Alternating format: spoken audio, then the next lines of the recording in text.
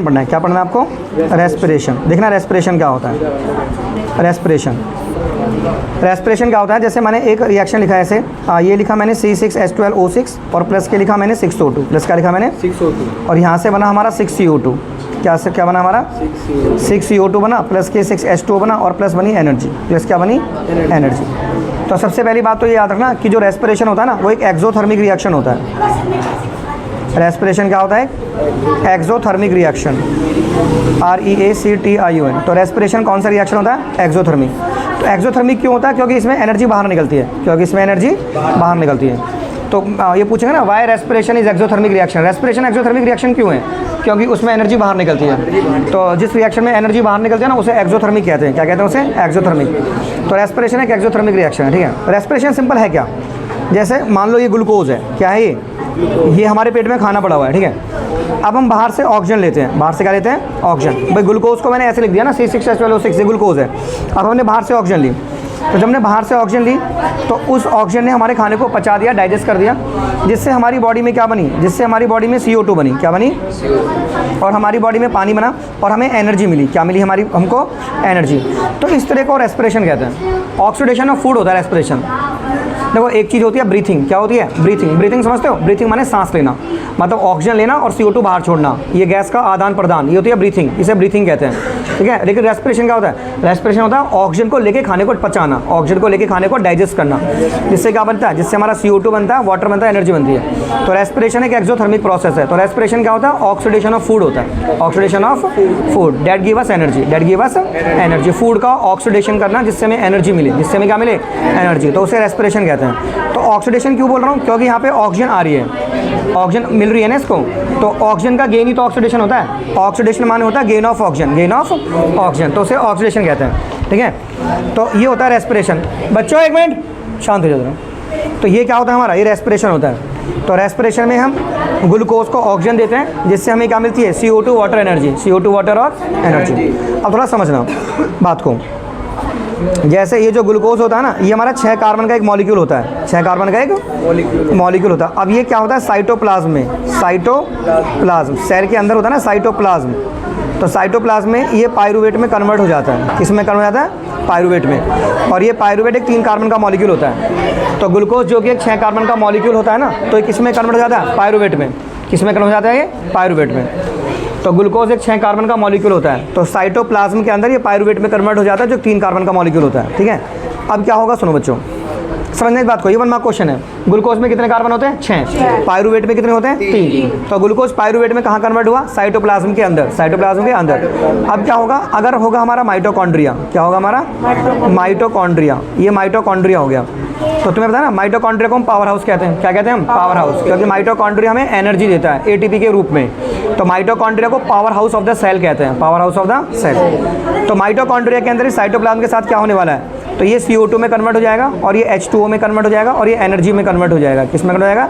Energy में। और इस तरह के जो रेस्पिरेशन होता है ना, उसे एरोबिक रेस्पिरेशन कहते हैं। तो ये एरोबिक रेस्पिरेशन है, एरोबिक रेस्पिरेशन। तो एरोबिक रेस्पिरेशन कहाँ पे होगा? माइटोकॉन्ड्रिया के अंदर। माइटोकॉन्ड्रिया में क्या क्या बनेगा? CO2 water energy, CO2 water energy, CO2 water energy, CO2 water energy, ठीक है। तो माइटोकॉन्ड्रिया को क्या कहते हैं हम? Power house. माइटोकॉन्ड्रिया क्या कहते हैं बच्चों? Power house. आपने पढ़ा होगा ना। तो ये जो हमारा माइटोकॉन्ड्रिया होता है ना, माइटोकॉन्ड्रिया, इसे क्या कहते हैं? इसे हम पावर हाउस कहते हैं। क्या कहते हैं इसे हम? Power house of the cell. इसे हम सेल का पावर हाउस कहते हैं। क्या कहते हैं इसे हम? Power house of the cell कहते हैं। क्यों कहते हैं?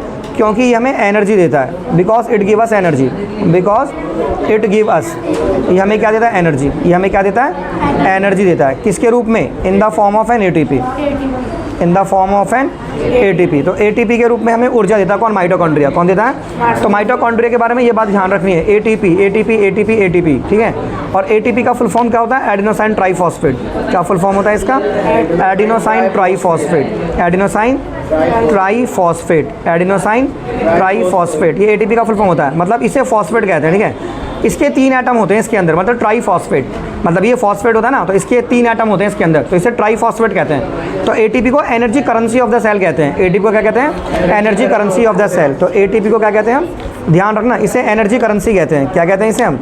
Energy currency. क्या कहते हैं इसे हम? Energy currency of the cell. ATP को हम energy currency of the cell कहते हैं। तो यहाँ पे दो वर्ड आ गए हैं, एक तो पावर हाउस। तो पावर हाउस किसको कहते हैं? माइटोकॉन्ड्रिया को। और क्यों कहते हैं पावर हाउस माइटोकॉन्ड्रिया को? क्योंकि वो हमें एनर्जी देता है, लेकिन किसकी फॉर्म में देता है? ATP के रूप में। और ATP को क्या कहते हैं हम? Energy currency of the cell. क्या कहते हैं इसे हम? Energy currency of the cell. Energy currency of the cell, वो ATP को कहते हैं। ठीक है, वापस आ जाओ। तो वापस क्या पढ़ रहे थे हम? तो माइटोकॉन्ड्रिया के अंदर ये किस में कन्वर्ट होगा? CO2 वाटर एनर्जी में। तो ये एरोबिक रेस्पिरेशन हो गया। क्या हो गया ये? Aerobic respiration. अब ईस्ट में देखो, इन ईस्ट में क्या होगा बच्चों? ये कन्वर्ट हो जाएगा आपका एथेनॉल में। किसमें कन्वर्ट हो जाएगा? एथेनॉल में प्लस CO2 में प्लस एनर्जी में। एथेनॉल में प्लस CO2 में प्लस एनर्जी में। तो ये जो एथेनॉल होता है ना, इसका फॉर्मूला होता है C2H5OH। क्या होता है इसका फॉर्मूला? तो ये एक तरह का अल्कोहल है, और ये जो ग्लूकोज है ना, एक तरह का शुगर है। तो शुगर से ये अल्कोहल में बदल रहा है। ठीक है, मतलब ईस्ट देखो, तुम्हें पता है शराब कैसे बनती है? शुगर से बनती है। तो शुगर से अल्कोहल ऐसे बनती है, ईस्ट बनाता है। ये एक बैक्टीरिया होता है जो शराब से, उससे शुगर को शराब में कन्वर्ट कर देता है। शुगर को शराब में कन्वर्ट कर देता है। तो इसकी हेल्प से बनती है शराब, ईस्ट। ये बैक्टीरिया होता है जो उसे ख़राब कर देता है, मतलब उसमें स्मेल कर देता है शराब के अंदर बैक्टीरिया।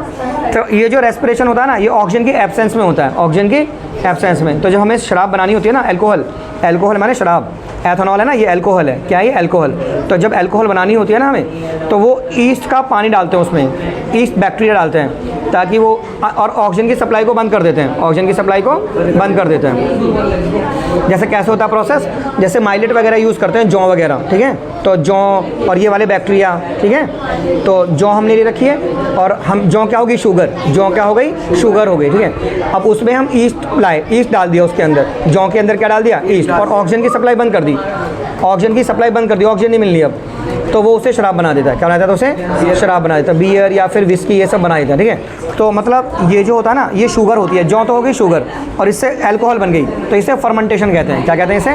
फर्मेंटेशन। तो ये अनएरोबिक रेस्पिरेशन होता है, मतलब ये ऑक्सीजन की एब्सेंस में होता है। ये किसमें होता है? ऑक्सीजन की एब्सेंस में। ठीक है, तो ऑक्सीजन की एब्सेंस में जब होगा ना रेस्पिरेशन, तो उसमें क्या बनेगा? Alcohol CO2 energy, alcohol CO2 energy. और ये जो हमारा ग्लूकोज है ना, ये हमारा ग्लूकोज है, GLUCOS ग्लूकोज है, और इससे आपकी अल्कोहल बन रही है। क्या बन रही है आपकी? अल्कोहल। तो ग्लूकोज से अल्कोहल बनने के प्रोसेस को फर्मेंटेशन कहते हैं। क्या कहते हैं इसे? फर्मेंटेशन। तो ये प्रोसेस क्या होती है? फर्मेंटेशन। क्या होती है ये? फर्मेंटेशन। ये फर्मेंटेशन है। तो ये प्रोसेस खोजी थी लुईस पास्चर ने। किसने खोजी थी ये? लुईस पास्चर ने। तो फर्मेंटेशन क्या होता है? ग्लूकोज का अल्कोहल में कन्वर्ट होना, ग्लूकोज का अल्कोहल में कन्वर्ट होना, यानी ये एक तरह का अनएरोबिक रेस्पिरेशन है। कौन सा रेस्पिरेशन है? Anaerobic respiration. कौन सा रेस्पिरेशन है ये? अनएरोबिक। देखो,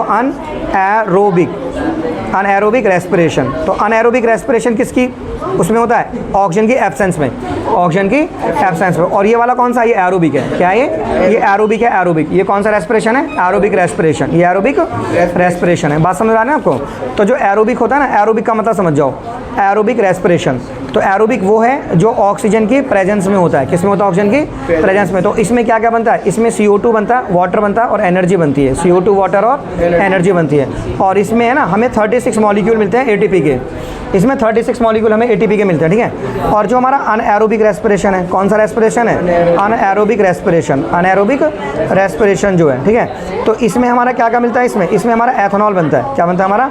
यानी ये अल्कोहल बन गई, और ये बन गया CO2, और ये बन गई एनर्जी। क्या बन गई? ये एनर्जी। और इसमें हमें केवल 2 मॉलिक्यूल मिलते हैं ATP के। कितने मॉलिक्यूल मिलते हैं? 2। तो इसमें 36 मिलता है, इसमें 2 मिलते हैं, टोटल 38 मिलते हैं। ठीक है, समझ में आ गया?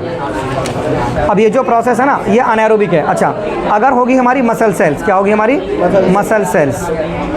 तो हमारी मसल सेल्स में लैक्टिक एसिड का फॉर्मेशन हो जाएगा। किसका? लैक्टिक एसिड का। ठीक है, अगर हमें थोड़ी कम मिलेगी ऑक्सीजन, क्या मिलेगी हमें? कम मिलेगी, lack of oxygen, lack of oxygen. ये लैक ऑफ ऑक्सीजन है। देखो सुनो, अगर आपको ऑक्सीजन बहुत ज़्यादा मिल रही है तो एरोबिक रेस्पिरेशन हो जाएगा, तो उसमें CO2 वाटर एनर्जी मिल जाएगा। और बिल्कुल नहीं मिल रही तो एथेनॉल CO2 और एनर्जी बन जाएगा।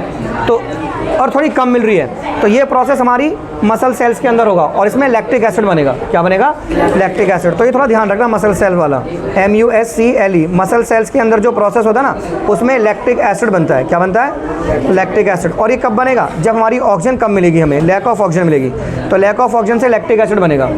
लैक्टिक एसिड क्या होता है? मतलब जब हम दौड़ते हैं ना, भागते हैं, दौड़ते हैं, एक्सरसाइज वगैरह करते हैं, तो उसके बाद हमारी मांसपेशियों में दर्द होता है। तो हमारी मांसपेशियों में इसलिए दर्द होता है क्योंकि हमारी मांसपेशियों में लैक्टिक एसिड जमा हो जाता है। तो वो लैक्टिक जो जमा एसिड है वो दर्द मचाता है। ठीक है, तो वो चीज़ है। तो जब आप भागते हो ना, दौड़ते हो, तो आपकी ऑक्सीजन की जो डिमांड है वो बढ़ जाती है, लेकिन आपको उतनी ऑक्सीजन नहीं मिलती जितनी आप डिमांड कर रहे हो, तो वो लैक ऑफ ऑक्सीजन हो गया। कम समझ आया? तो लैक ऑफ ऑक्सीजन में क्या बन जाएगा? Lactic acid. क्या बन जाएगा? Lactic acid. देखो, अगर ऑक्सीजन ज़्यादा मिल रही है तो क्या बनेगा? आपका CO2 वाटर एनर्जी। तो ये प्रोसेस कहाँ पे होगा? माइटोकॉन्ड्रिया के अंदर। ठीक है, CO2 water energy, CO2 water energy, mitochondria, CO2 water energy, CO2 water energy, समझा गया? लेकिन अगर ऑक्सीजन बिल्कुल नहीं मिल रही है तो ये क्या बनेगा? Ethanol CO2 energy, ethanol CO2 energy, ethanol CO2 energy. और ये प्रोसेस कहाँ पे होगा? ईस्ट के अंदर। और ये क्या होता है? फर्मेंटेशन। क्या होता है ये? तो फर्मेंटेशन माने क्या होता है? शुगर का अल्कोहल में कन्वर्जन, शुगर का अल्कोहल में। लेकिन अगर आपको ऑक्सीजन कम मिल रही है ना, ज़्यादा में तो माइटोकॉन्ड्रिया, और बिल्कुल नहीं है तो ईस्ट, अगर कम मिल रही है तो मसल्स, यानी लैक्टिक एसिड का फॉर्मेशन हो जाएगा। किसका फॉर्मेशन हो जाएगा? लैक्टिक एसिड का फॉर्मेशन हो जाएगा। तो यही चीज़ें आपसे पेपर में पूछते हैं। ठीक है, समझ में आ गया? तो ग्लूकोज कितने कार्बन का मॉलिक्यूल होता है? 6 कार्बन का। एंड पायरुवेट 3 कार्बन का। तो ग्लूकोज किस में कन्वर्ट हो जाता है? पायरुवेट में। किसमें? साइटोप्लाज्म के अंदर। अब उस पायरुवेट के साथ क्या क्या होने वाला है? माइटोकॉन्ड्रिया के अंदर CO2 वाटर एनर्जी, ठीक है, और ईस्ट के अंदर ethanol CO2 energy, ethanol CO2 energy. Ethanol क्या होती है? अल्कोहल, शराब, एथेनॉल जिसे पीते हैं लोग, पीते हैं ना, एथेनॉल CO2 एनर्जी। और दूसरा क्या हो गया? दूसरा क्या हो गया हमारा? Muscle cells. तो मसल सेल्स में क्या बन जाएगा? Lactic acid. मसल सेल्स क्या बन जाएगा? Lactic acid. तो तुम समझे यार कि शुगर का अल्कोहल में जो कन्वर्जन होता है उसे क्या कहते हैं? फर्मेंटेशन। और ये किसमें खो जाता? लुईस पास्चर ने, लुईस पास्चर ने। ठीक है, तो एरोबिक और अनएरोबिक में डिफरेंस बता दो मुझे। तो एरोबिक रेस्पिरेशन ऑक्सीजन के प्रेजेंस में होता है और अनएरोबिक ऑक्सीजन की एब्सेंस में होता है। एरोबिक ऑक्सीजन की प्रेजेंस में होता है और अनएरोबिक ऑक्सीजन की एब्सेंस में होता है। एरोबिक ऑक्सीजन की प्रेजेंस में होता है, अनएरोबिक ऑक्सीजन की एब्सेंस में होता है। ठीक है, और एरोबिक रेस्पिरेशन के फाइनल प्रोडक्ट क्या मिलते हैं? CO2 वाटर एनर्जी, और अनएरोबिक में ethanol CO2 energy, ethanol CO2 और एनर्जी। और एरोबिक रेस्पिरेशन में ATP के कितने मॉलिक्यूल मिलते हैं? 36, और अनएरोबिक में 2, अनएरोबिक में 2, और एरोबिक में 36, और अनएरोबिक में 2। क्लियर कर लोगे? श्योर हो? चलो खत्म।